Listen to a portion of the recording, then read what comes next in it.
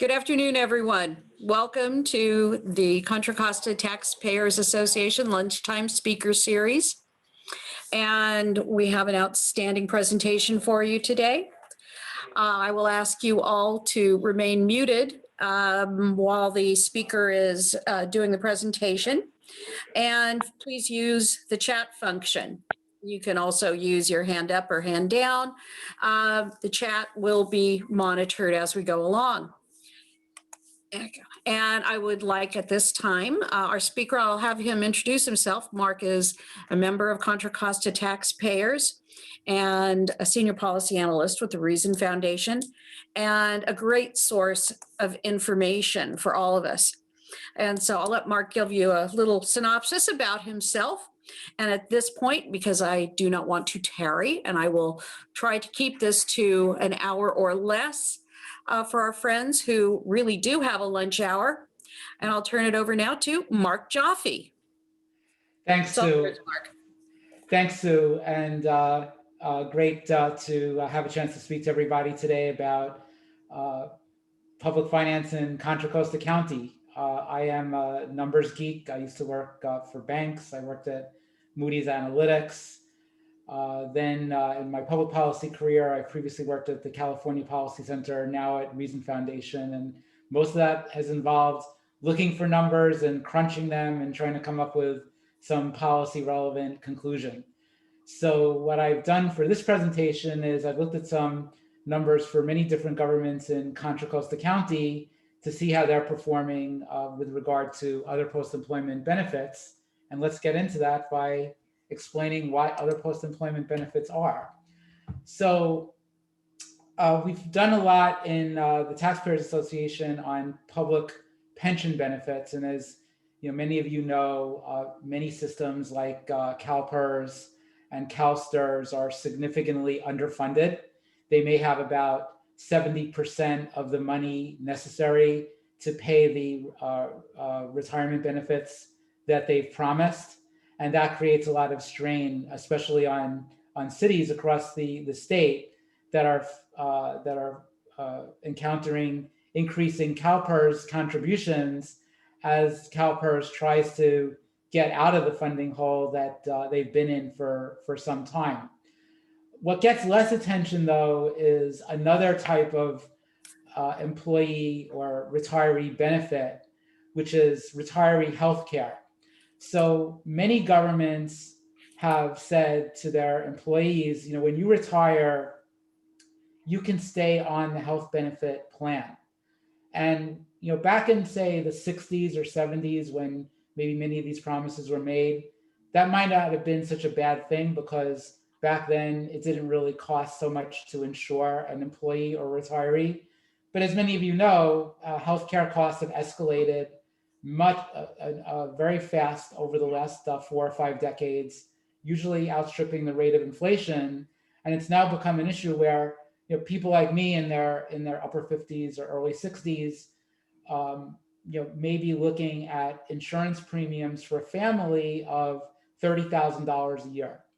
And if a government has promised that and they haven't done anything to put money aside for those benefit payments, then they're looking at a significant liability, and that liability can, in some cases, be worse than the pension liability. So, just to clean up a couple of points on the slide, OPEB benefits or other post-employment benefits are not necessarily just retiree health. They can also be retiree life insurance or other benefits. When I went through Contra Costa County disclosures, I didn't really see a lot on that. So I think pretty much all of what I found is retiree health in this case.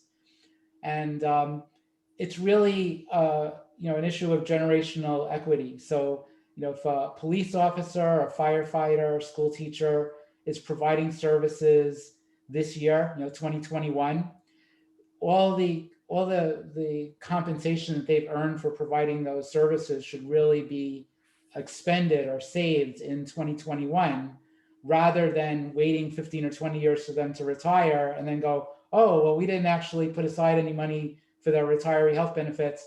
So now 2041 taxpayer you've got to pay that. It's very unfair to our children and grandchildren to do that. We should really be asking government to organize itself so that it incurs the full cost of providing public services as they're provided, and not kick the can down the road and send the bill to a future generation.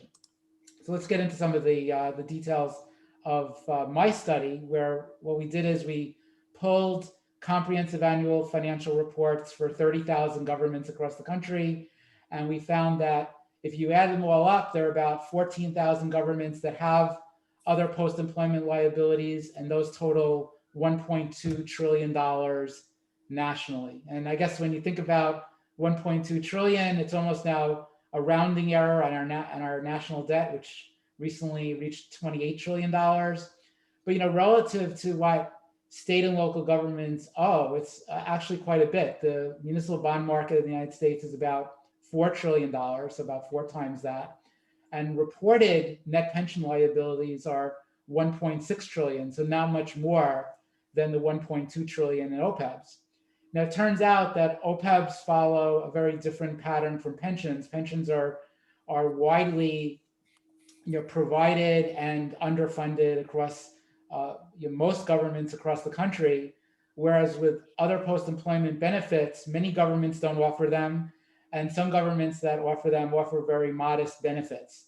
Some, for example, might just offer like $100 or $200 a month premium subsidy, as opposed to taking on the entire cost of the retirees' health insurance. But there are some governments that have enormous other post-employment benefit liabilities, and those include the state of California, and these are just round numbers, about $90 billion for the state. And for LAUSD, the largest school district in California, it's about $11 billion.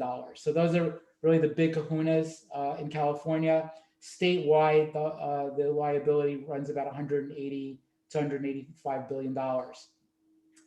Pension plans generally have more pre-funding than OPEBs. And when I say pre-funding, I just mean money that's set aside to pay future benefits. So that normally is invested in stocks and bonds and other types of securities. So CalPERS, for example, has over $400 billion set aside. Even though they have a liability in present value terms, it's about say $550 or $600 billion. And if you've listened to Joe Nation, you'll hear that it's actually quite a bit higher than that if you use a lower discount rate. Now, in most cases, including the state and generally LAUSD with a little bit of an exception, there's almost no pre-funding of OPEB benefits.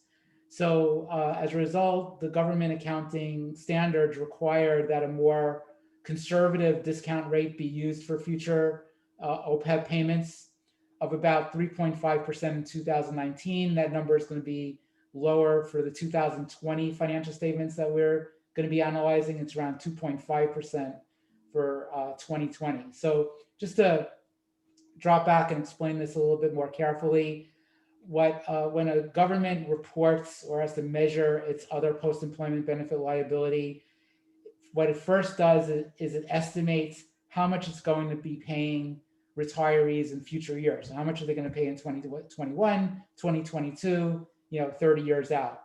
And then those payments are discounted, brought back into present value terms by a rate.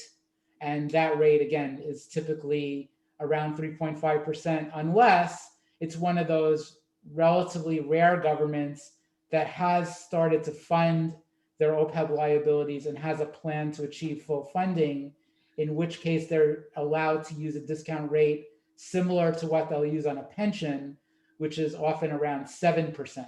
So you'll see different cities using different discount rates.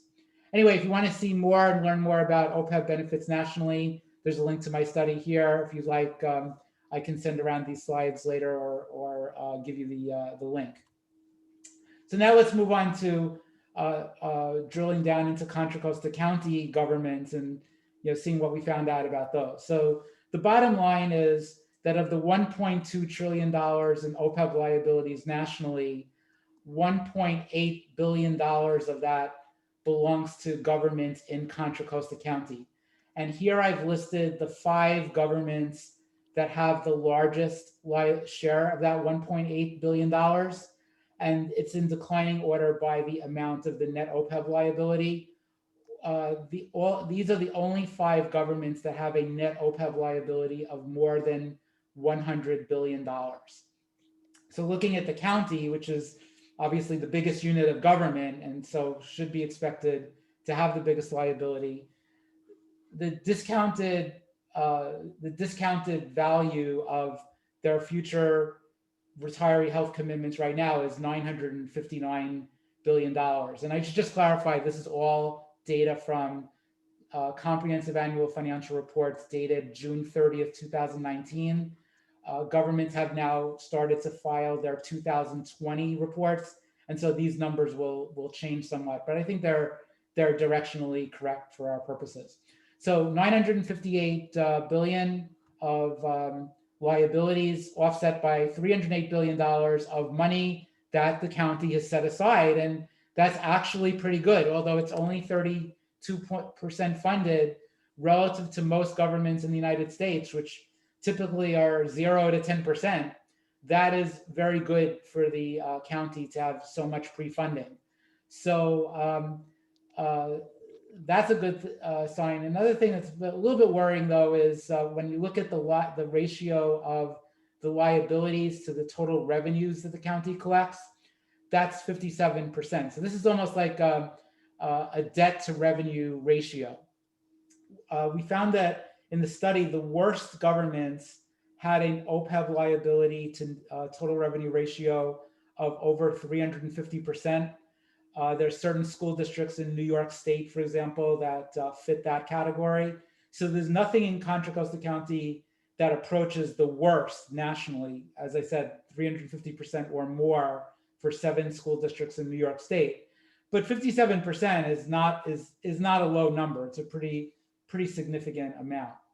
So then looking at the other 4, we have some of the usual suspects in terms of financial mismanagement, like West Contra Costa Unified School District, City of Richmond, and then Mount Diablo Unified. And I do want to single out Mount Diablo Unified here because of the 5 governments that are listed here, they are the only one that does not have any pre-funding of their OPEB liability. So they've made big promises worth $189 million to teachers and other school employees who are going to be retiring and are going to be counting on these benefits, and yet they haven't put aside any money for that. So that's really a serious problem. And you can see also that that liability is significant relative to the revenues that they're receiving. And then finally, we have the community college district, and I do find that community college districts are big spenders when it comes to promising other post-employment benefits. So CCC is no exception to that. It's a relatively small entity, and yet they've got over $250 million committed to OPEB benefits, but fortunately 118 million of that has been set aside. Now, all the other governments in Contra Costa County add up to $463 million and get to this $1.8 billion total. I've also calculated the total revenue, and this is not every single government in Contra Costa County, but it's every single government that was large enough to produce an annual financial report. So it's probably 90% plus of the activity. And so the overall ratio is only 22%. So you can see these 5 governments are much more indebted relative to the aggregate of governments countywide. Great. Should I stop there and see if anyone has any questions, or Sue, do you think I should just plow through? I think you can just plow through, but I did send you a chat. I sent it to everybody that your presentation will be made available on YouTube and the CoCo Tax website in a day or two in case they missed any. And for all those links, we are attaching the PowerPoint on the website for sure. If we can do it on YouTube, we will, so that they will have direct access to the PowerPoint separately. Wonderful, thanks. All right, so let's focus on the city of Pinole, which did not show up in our list of the biggest pension liabilities, but has the worst other post-employment benefit problem when you look at it on a percent of revenue basis. So in 2019, Pinole reported $35.3 million of OPEB liabilities, and they had annual revenue of only $34.3 million. So it's just over 100% of their total revenue for that year.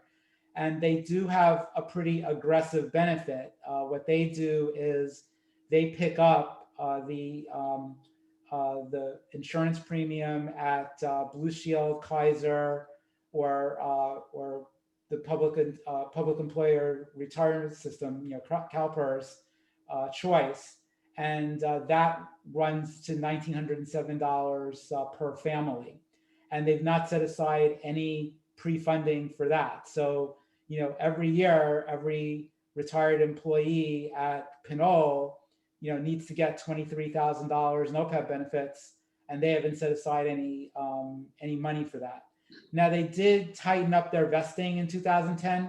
So now you've got to be employed 20 years to earn that benefit, although that 20 years does not necessarily have to be at Pinole. It can be at another California agency and the service is credited. If you worked at Pinole for 10 years, you would get half of that benefit, or $950 per month.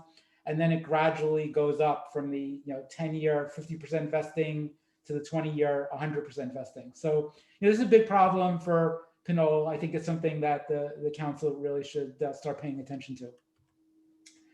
On the other end, you have cities and school districts that don't offer post-employment benefits, like retiree healthcare. And so I wanted to give a shout out to those. So Danville, sort of a usual suspect in terms of good financial management. They also don't have any pension liability. Moraga is an interesting one to pop up from there. I remember Moraga declaring a financial emergency a few years ago. I think that was just to get a tax increase. Oakley, Pleasant Hill, and Walnut Creek. So I'm pleased that my town of Walnut Creek does not have this particular problem. Now, Oakley did something interesting, and I think, frankly, this is the best practice. So, I'm personally not opposed to governments promising retiree health benefits. I think that's fine. I think that's part of the package that's necessary to, in some cases, attract good employees to go into government service, and they may have opportunities in the private sector. So there's nothing necessarily wrong with offering retiree health benefits. It's how you pay for them. So what Oakley is doing is they're saying, look, we're going to put $450 per police officer per month into a fund. That fund is being managed by the police union. And then basically whatever is in that fund, including the city's contributions and interest or investment returns, that then becomes available to retired officers for their to help offset the cost of their health insurance when they retire. So the good thing for taxpayers is they know exactly what they have to pay, which is $450 per officer per month. They're not on the hook for any additional money after that. The officer knows that he or she is going to get something paid towards their retiree health benefits. The disadvantage, honestly, for the officer is, healthcare inflation is unpredictable. And so we don't know, is that $450 going to cover it? But I think in terms of balancing the interests of employees and future taxpayers, I think this is a really strong practice. Then I do want to also focus on two school districts. One is Byron Union, and the other is Canyon Elementary. Canyon is a really small school district, only about 60 or 70 pupils. Byron Union is a bit larger, about 500 pupils. And Byron Union also administers the special education services for most of the other county school districts. So even though they only have 600 students, they have a bit of a larger employment base because they also have that responsibility. So notable that they're able to attract teachers and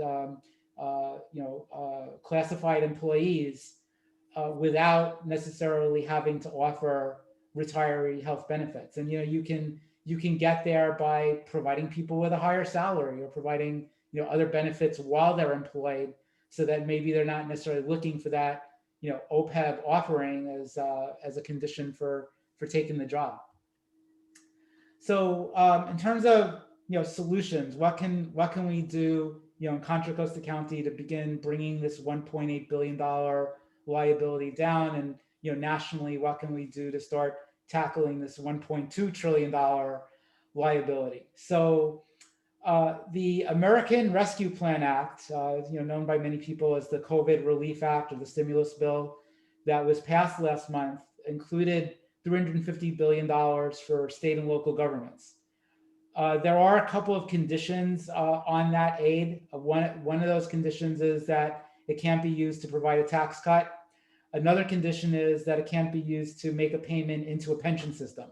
So, for example, the city of Richmond can't make an accelerated CalPERS payment to reduce its pension liability with money in the American Rescue Plan Act. However, Richmond or any other city that has an OPEB liability is not precluded from the way the act is worded from making a contribution with the money to its OPEB liability. As you could see, Richmond, that was an example of a city that had over $100 million in OPEB obligations. So, that's definitely, I think, something that cities and school districts should consider as they figure out how to use their ARPA funds. It's quite a bit of money. When we talk about El Cerrito in a minute, I'll share how much El Cerrito is getting. But a lot of governments are getting millions, tens of millions, or even hundreds of millions of dollars of aid. And although when the COVID crisis started, we thought that local governments were going to lose a lot of money, that really hasn't happened. The two things that have really been good for local governments is, first, property prices have actually gone up during COVID. So, cities and other governments that are highly dependent on property taxes are actually making out fairly well. They'll be getting their 2% increases. Some properties are turning over, getting revalued at their full increased value, and that's going to increase property tax collections. And then on the sales tax side, I think a lot of people were concerned that everyone was going to be afraid to go shopping, and so sales tax revenues were going to go down. That certainly happened, but a lot of shopping moved online. And so, when Amazon made the agreement with California and other states to collect the local sales tax revenue, they were able to ultimately, collect most of the money that they lost from the fact that the local department store was closed. So sales tax revenue has not really performed that badly. Property tax revenue has been really strong. And so for most local governments, they really haven't lost a lot of money. And so this ARPA, American Rescue Plan Act money, is somewhat of a bonus. And one thing that they can look to using that bonus on is getting handle on these OPEB benefits. So besides making an accelerated contribution, there are a couple of other tactics that could be considered.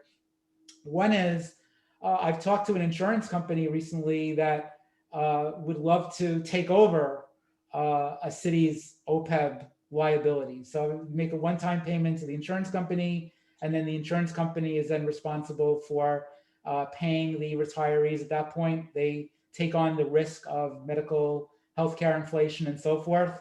But of course, there's a price to be paid for that. So your mileage may vary in your particular city as to whether that's a good deal. Another option is to replace the OPEB benefit with a retiree health savings account. So you could say to your current employees, look, we're going to do something like what Oakley did, except you can contribute into this account. We're going to contribute into the account. It'll build up, with investment returns as well. And then when you leave our employment, you get the money. And one of the advantages of that kind of individual health savings account is that you don't necessarily have to work at the city or the school district for 20 years to vest. It's like a 401k. It's more portable. You can leave the city or the school district, and then keep that money. And so when you ultimately retire from wherever you're finally working, you can still put that towards your health insurance costs. So I think it could be very attractive to some employees who don't intend to work 20, 30 years or full career at a particular employer. So, if we're doing things on the liability side, or I should say the asset side, to make sure that there's better pre-funding of benefits, or we have a better arrangement to make sure these benefits get paid, we should also be looking at the liability side. And do these benefits now have to be right-sized to the, health cost conditions of 2020 as opposed to, 1960 or 1970? So things that I think districts really need to be looking at are, for example, should vision and dental be provided to retirees in addition to standard major medical? Should dependents be eligible? Should, for example, the spouse or the children, of a retiree be eligible for benefits? That's one of the big problems that LAUSD has, is that they provide basically a full ride to both the retired employee, and all the dependents, often generating $30,000 of annual healthcare costs to that retiree and his or her family. And then should we be looking at, for example, for pre-65 retirees, who are the more expensive ones to insure because they're yet to be Medicare eligible, should we be looking at benchmarking their benefits to the lower cost plans on Covered California? And Covered California will be attracting more subsidies as a result of another change in the American Rescue Plan Act. So, even if your CalPERS or Contra Costa County pension is $60,000 or $70,000, you may still be eligible for a subsidy on the Obamacare exchange, which here in California we call Covered California. So maybe that's a way for a local government to move some of the liability over to the federal government by asking pre-65 retirees to join Covered California. So those are some ideas for how to handle this. I see some information, some questions in the chat. So before I talk about El Cerrito, why don't I handle those? Because my next topic is El Cerrito. So Richard asks, are cities required to extend benefits to spouses and benefits? Cities are not required to provide any kind of health retiree health benefit at all. It's totally discretionary. When Stockton declared bankruptcy in 2012, they immediately cut off the OPEB benefit. I don't believe for active employees that there's a requirement to offer benefits to spouses and dependents, but I'm not 100% sure that of that answer to that question, Richard. Michael asks, have any of the Contra Costa jurisdictions taken steps to require retirees to enroll in Medicare or Obamacare to reduce costs to the local jurisdiction? So Medicare, yes. Usually the post-65 benefit is a Medicare supplement plan or a Medicare Advantage plan. So that's why it costs less for the retirees to, that are post-65 to insure them. On Obamacare, I have not seen that happen in Contra Costa County. It's one of the best practices. It is something that Chicago did. So there's definitely a blue state, precedent for that type of thing. So continuing with Michael's question, Governor for California and others have argued that cities and school districts have left lots of money on the table by now requiring that their retirees take full advantage of these and other funding sources. Absolutely agree. I was at a meeting with LA school superintendent a couple of years ago who stated the district would save $250 million a year in OPEB costs if the teachers would agree to Medicare Affordable Care Act requirement. Yeah, absolutely. And thank you, Michael, for that additional point about the $250 million. I had not seen that before, and I have written about LAUSD. Richard asks, backing out the all other category, the ratio is 58%. Is this good or bad? It's 350. I think you're talking here about the revenue ratio. 350% was worse. Was the worst I saw.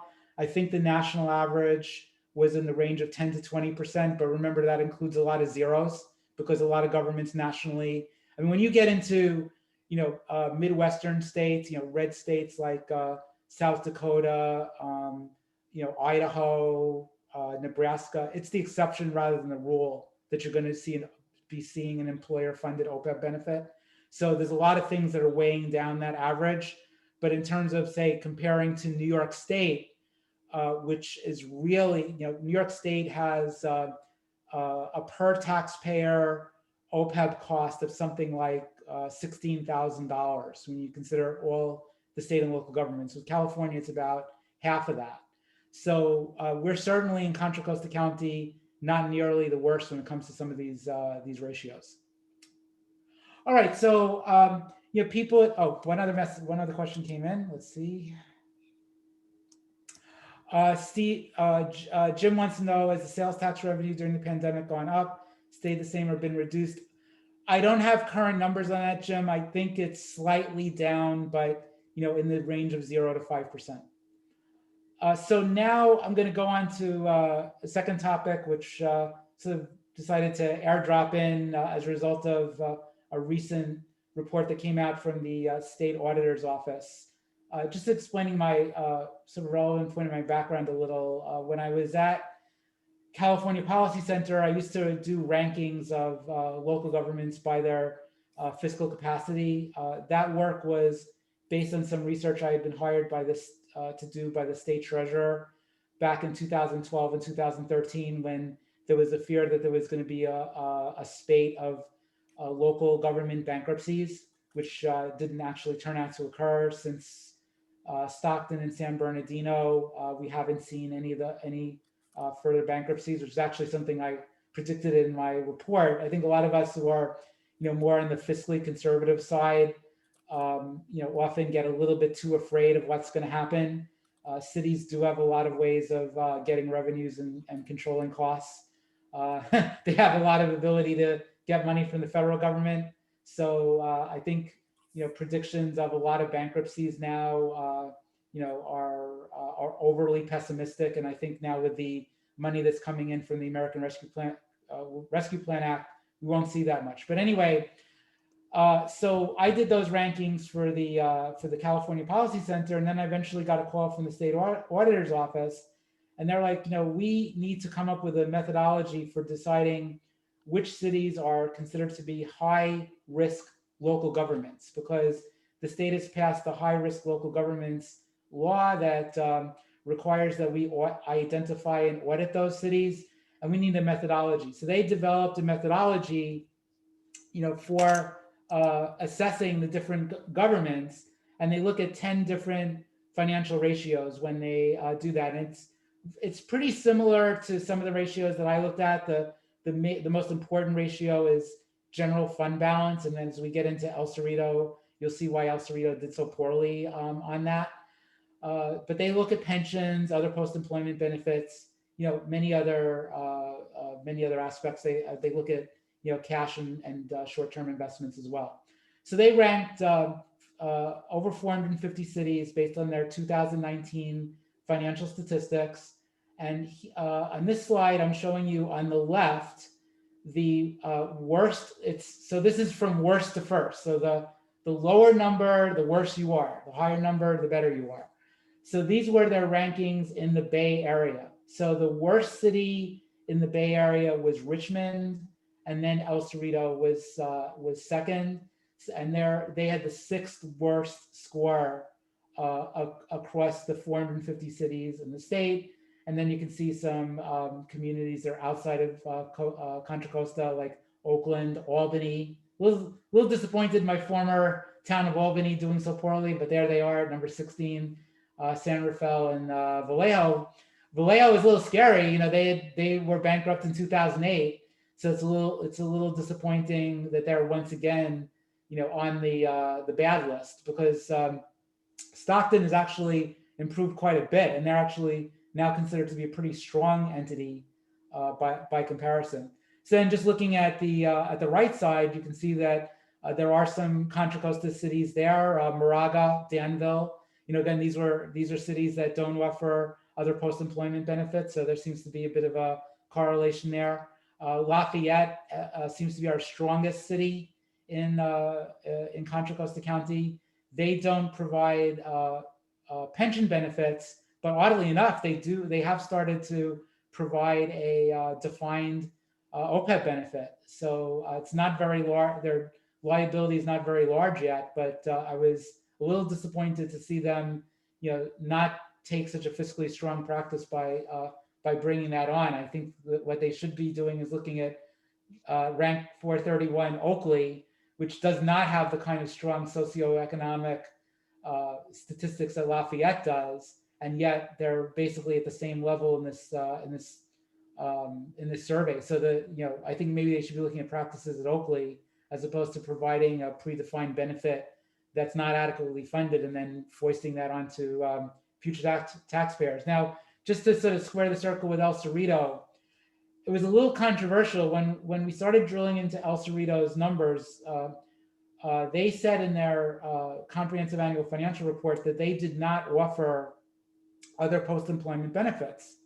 So we were a little surprised to see that they had a $3 million reported OPEB liability. So what it turned out was they don't provide a stipend to retirees, but they put retirees in the same benefit pool as the active employees. And because the retirees are older and so they're more expensive to insure, it makes the whole benefit pool more expensive. And as a result, when accountants look over El Cerrito's books, they go, well, you have to count that as an OPEB liability. So, it's not the best thing in the world, but it's not as bad as, say, Richmond or Mount Diablo Unified. So, they're not providing a stipend, but they are, in a sense, subsidizing the cost of the other post-employment benefits. So now focusing on El Cerrito with an eye towards the general fund. So a city's general fund is basically like an individual's checking account. It's where your the money that you need for your near-term expenses is kept, and then you write checks to your employees, your contractors, to vendors who need to get paid. It's basically where you're doing most of your day-to-day business. The Government Finance Officers Association, which sort of oversees our world of public finance, recommends as a best practice that a government has 2 months of spending reserved in their general fund. When we talk about reserves, there are 5 different categories of general fund reserves. We focus on reserves that are not somehow legally committed or legally restricted, like restricted funds or non-spendable funds. We're here focused on things like unassigned and assigned funds that the city has a lot of flexibility in terms of spending. So those should amount to 2 months of spending, or basically 17% of expenditures, should be the general fund balance. So if El Cerrito has $39 million of expenditures in a given year, they should have a general fund unassigned balance of 16% of that, which I think is about, we'll have the number here. It's about $6.6 million. Okay, so instead of having $6.6 million, they have minus $1.8 million. And this is why they got onto the auditor's list, because they have a negative unassigned general fund balance. So in other words, not only don't they have any cash saved up for emergencies like COVID-19, they're in fact using a credit card to pay for their expenses. But it hasn't always been this way in El Cerrito. So if you look at their reserves historically, and the State Auditor compiled them back to the 2009-2010 fiscal year, you can see they were positive for many years before 2016-2017, when they went into this negative position. Now, they weren't at the 17% that they should be at, and they weren't even at the 10% that's their stated policy. Like their council has a stated policy of being at 10%. They were never quite there. They got close in 2010, 2011, but now they're way down into negative territory. So, this is just an ongoing thing that hopefully they can fix. The auditor made a large number of recommendations. There's a very detailed, I think it's a 64-page analysis on the state auditor's website that I highly recommend, especially if you're really interested in El Cerrito, if you're a resident, or if you're in a nearby town. And here are some of the highlights of what they recommended. One is they don't really have a good process for monitoring their budget. So how are we doing during the course of the year? Are we going over budget? Do we have to make sort of cuts during the middle of the year to get within budget? Now that the auditor has been watching them and that they've gotten a very adverse opinion from their CPA firm, I think they have sort of stepped up some of their monitoring. But they should be doing much more in terms of multi-year monitoring. They should also consider putting aside money for increasing pension costs. That's definitely a best practice that I've seen here in Walnut Creek and other best practice cities. They should also be looking at how do they benchmark their salaries versus comparable cities. The auditor found that in many cases they're paying more than neighboring town like Albany or or Richmond for the same level of service. So they really should be doing a more careful job of benchmarking, especially the non-unionized employees. Obviously, with unionized employees, it's difficult to change compensation pattern, but for some of those highly compensated individuals, managing the city day to day, I think they have to take a hard look at their compensation levels. So there are some green shoots as far as El Cerrito is concerned. Currently, looking at their April 6th agenda package, I see that they have currently projected a $600,000 general fund surplus for the current fiscal year ending June 30th, 2021. So that would help them dig out. Remember, they were minus 1.6 million, I think. So that's only part of it. And then over the next 2 years, they're going to be receiving $4.8 million of ARPA money. And so, rather than come up with lots of great new ideas for how to spend that money on new programs, maybe this is a time for El Cerrito to get its books in order and just use that money first to pay down the negative general fund balance, and then finally to actually build up a general fund reserve that will set them in good stead for the next financial problem. So that's all I had on El Cerrito. Let me see if there are any other questions about that. It looks like a couple of questions came in over the chat. There's one Yes. about how did East Palo Alto outrank Ross and Danville, which I'm shaking my head on that one.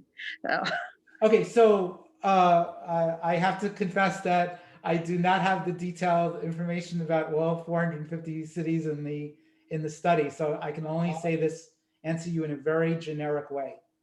And I made the same comment when I contrasted Oakley and Lafayette, right? Yeah. Your socioeconomics are not your destiny. There is one county in California that's declared bankruptcy, and that one county is Orange County. And Orange County is a rich county.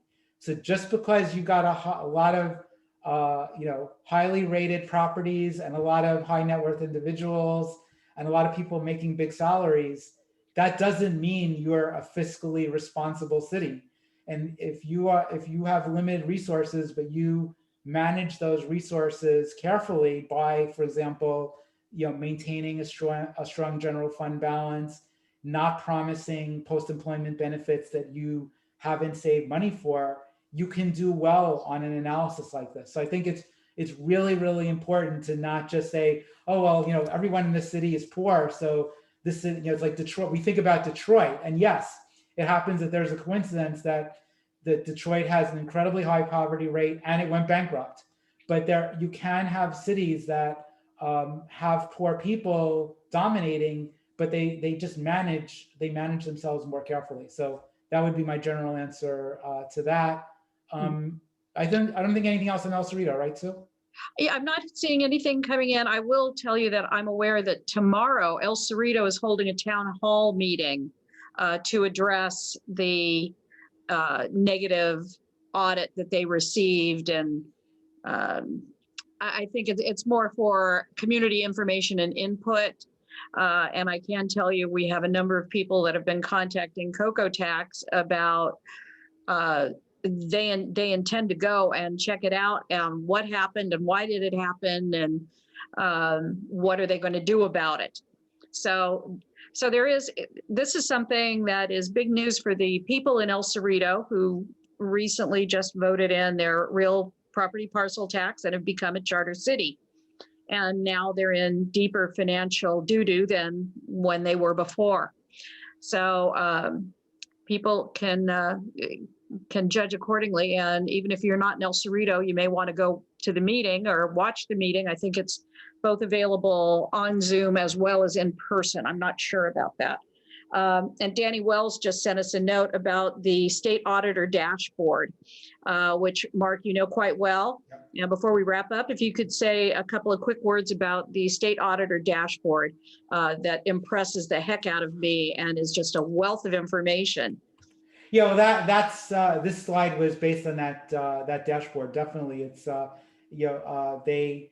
they've now collected 3 fiscal years of data for these 450 plus governments, and yes, it's an incredible wealth of information, and they use it to decide which cities to audit. So El Cerrito is the only local city that has gotten hit this time around, but they've been to West Covina. I think they've looked at Blythe. I think Lindsay might be on the list as well. Those are cities in I think either the Central Valley or the High Desert. So yes, there are this is a target-rich environment that the auditor has developed for finding cities that are fiscally irresponsible, that need to get audited. And yeah, I think it's a wonderful accomplishment on their part. They have I've been to the office to chat with them. They have really bright people working on it, really highly motivated, and they've just done a wonderful job for the state with this product. I understand you had a hand in helping create this dashboard for. Yeah, they saw the work that I had done for California Policy Center with this ranking, and they brought me and about 6 or 7 other people in to sort of act as an experts panel. They had originally had 40 ratios that they were considering, and they took our feedback on getting that down to a more manageable level. One thing that I wanted them to do that they haven't gotten to yet is the handling of the non-CalPERS entities. So, one thing they do, one of their ratios, I believe, is based on the projected, CalPERS liability or CalPERS payment that a city has. But a few cities are not in CalPERS, and San Rafael is an example of that. If they bring this out, if they extend this dashboard to counties, which I know is their plan, they're going to deal with a lot of counties that have the individual systems like Contra Costa has. So the problem is when you get into those non-CalPERS systems, they don't have the 7-year projection of how the liabilities and contributions are going to evolve, and so they really haven't come up with a way of handling those. And so I think it would be great if they could make some investment in developing a methodology to do projections for the non-CalPERS systems, so that they could get, they could be fully evaluated together with the CalPERS cities. Great. Well, I think we're pretty much wrapping up here. It's about time for us to let people get back to their lives. You've given everybody a huge bunch of information. And yes, I see someone is reminding me, I can't get my finger over there, about transparentcalifornia.com. And I'll tell you one thing about transparentcalifornia.com that bugs me. One of our local agencies, AC Transit, has declined for many years to release their retiree pension information. And we're the locals. We need to go to AC Transit and tell them we want them to comply with Transparent California and post those figures. They've given a reason of saying that it's hard to, it would be expensive for the software to put it together. And yeah, let's smile, let's giggle. That's their excuse and they're sticking to it. And, you know, Somehow they're able to figure out how big a check to write each right, month, yeah. right? So I don't know Yeah, how you those systems just somehow aren't able to handle the Transparent California request, though, huh? Yeah, and they're not the only ones. Yeah. And so locally, I think, you know, as people look into Transparent California and find omissions, they need to go to those agencies and say, hey, knock it off. We're entitled to this information. We pay your bills, put it up there. And so I'm going to leave everybody with one last note that April 23rd, Contra Costa Taxpayers will have their first in-person luncheon on April 23rd, Friday, at Back 40 Barbecue. We've just booked that because they have just recently been able to open up. It will be socially distanced. And of course, as appropriate, it will be face-to-face, or as we know it these days, as mask to mask. And it is a buffet that will be served by staff. We have a private room, and tables and distancing will be done accordingly. It will be no more than the legal capacity, and probably out of a sense of caution, it will be less than that, probably about 25% of the available space that is available to them. So please mark your calendar. We will have a special guest speaker there. I will announce that shortly. I'm waiting to make sure that our speaker is going to be able to be there on time, and we'll hope everybody's there. And in the meantime, I want to thank Marc Joffe for a fascinating 45-minute presentation of what everybody should know, needs to know. And if you don't know, now we know where the information is. And thanks, Marc. You're one of our go-to people, and I greatly appreciate your participation and assistance. Thanks. And until the next speaker comes up, I'll say to everybody, please be safe, be happy, and be well informed. Take care.